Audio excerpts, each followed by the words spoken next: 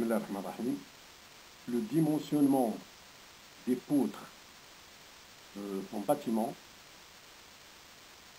nécessite la détermination du moment fléchissant maximum à l'état limite du P et à l'état limite de C.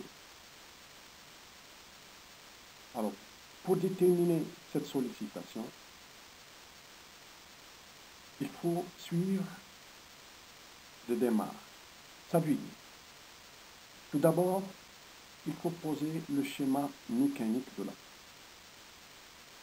Ensuite, il faut évaluer les charges qui sont appliquées sur cette poutre. Alors, dans cette partie-là, on va savoir, ou bien on va chercher comment on détermine, si vous voulez, les charges qui sont appliquées sur une poutre simple. On va voir une poutre sur deux appuis. Donc, ça veut dire qu'il faut évaluer les charges, ça veut dire ce qu'on appelle la descente de charge sur une poutre. Voici un petit exemple. Vous avez ici un plan de coffrage d'une partie d'un plancher d'un niveau donné. Donc, comme vous voyez, vous avez la poutre 1 et la poutre 2 qui supportent le plancher et les poutres qui sont parallèles avec les poutrelles, on les a nommées par des chaînages. Le problème que j'avais dit, c'est de déterminer la charge permanente G et la charge d'exploitation Q, ce qui seront des charges uniformément réparties. Et l'étude sera pris comme exemple sur la poutre 2. Là, vous avez les données nécessaires pour l'évaluation de ces charges. Alors, il nous faut les charges permanentes plancher. Ici, on prend la charge plancher égale 4,60. Il vous faut la charge d'exploitation Q égale à 1,5. Le poids volumique de béton armé, oméga BA, 25 kN par mètre cube. Et on va supposer que la poutre 2 supporte un mur en aglo d'épaisseur 20 cm, dont la charge permanente égale à 2,70 kN par mètre carré. Aglo et l'enduit de 2 faces. Et on supposera aussi que la hauteur du mur est de 2,50 m. Les dimensions des poteaux, c'est 25 x 25 cm. Alors maintenant, la première étape, c'est qu'il faut déterminer, bien, il faut schématiser le schéma mécanique de la poutre. Alors, pour nous, dans ce cas-là, la poutre 2, elle est appuyée sur deux poteaux. Donc, on va considérer que c'est une poutre sur deux appuis simples. Et il supporte une charge uniformément répartie, petit g, due au plancher, au poids propre de la poutre, et le mur qui sera construit par la suite au-dessus de la poutre. Et bien sûr, la charge d'exploitation Q provenant du plancher. Alors, la longueur de la poutre 2. Nous avons la cotation entre axes, c'est 470. Les dimensions des poteaux, c'est 25 et 25. Vous devez retrancher de 4,70, 15 cm et 15 cm des poteaux, donc ce qui fait 30 cm. Donc finalement, 470 moins 30, ça fait 4,40. Donc la longueur de la poutre, 4,40. Et finalement, le schéma qu'on obtiendra, c'est la voie.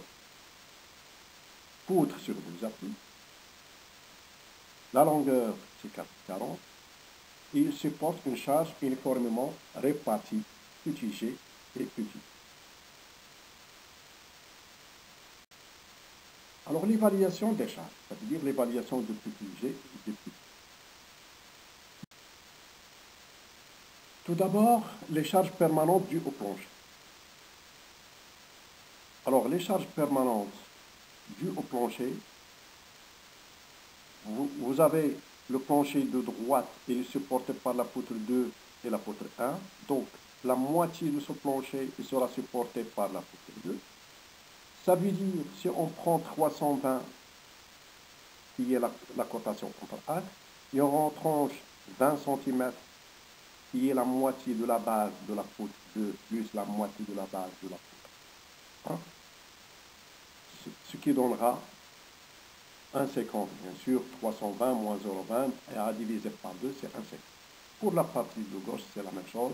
340 moins 0,20 divisé par 2 égale à 1,60.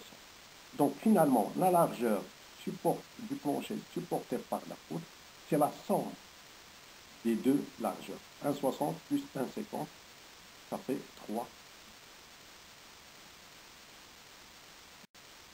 Dans ce tableau-là, c'est un tableau sur lequel on résume les calculs.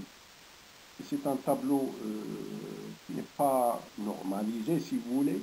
C'est un tableau qui est très simple, sur lequel vous organisez vos calculs. Alors, on va commencer par les charges permanentes dues au plancher. On vient de déterminer la largeur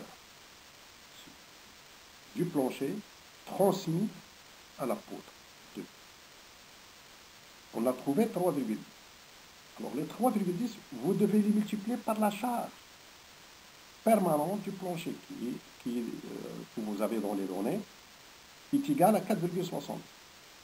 Alors, 3 10 fois 4,60, c'est 14,26.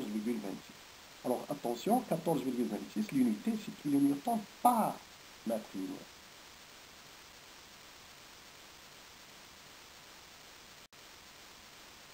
Alors, maintenant, on va évaluer la charge permanente due au poids propre de la poutre 2. Alors, pour ce faire, vous avez la base de la poutre, c'est 0,20. La hauteur, c'est 0,45. Et bien sûr, vous avez la longueur. Et la longueur, c'est 4,40. Donc, 0,20 fois 0,45 fois 4,40, vous obtenez le volume. Alors, ce volume, vous allez le multiplier par le poids volumique de béton armé qui est 25. Et finalement, le résultat qu'on va trouver, c'est des kilonewtons. Et nous voulons une charge uniformément répartie par mètre linéaire. Donc, vous devez diviser par la longueur, qui est 4,40. Donc, finalement, qu'est-ce qu'il faut faire? La seule opération qui vous donnera le résultat, c'est la base fois la hauteur fois le poids volumique de béton armé. Et vous obtenez G en kilonewtons par mètre linéaire. Donc, c'est 0,20 fois 0,45 fois 25. Comme vous l'avez ici dans le tableau, on obtiendra 2,25. Donc, je reprends la base 0,20 fois la hauteur 0,45 fois le poids volumique 25.